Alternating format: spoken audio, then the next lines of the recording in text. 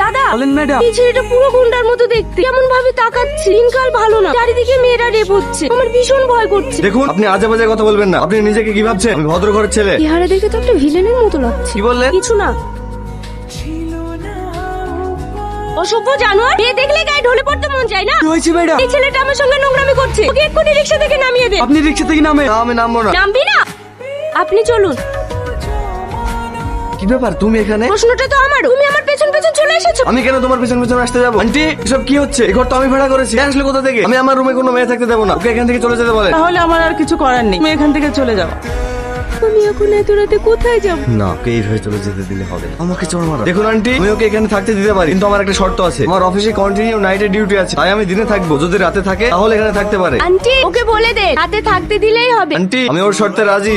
তাহলে ও অফিসে যা, আমি ঘুমাই। আজ তো আমার আবার অফিস নেই।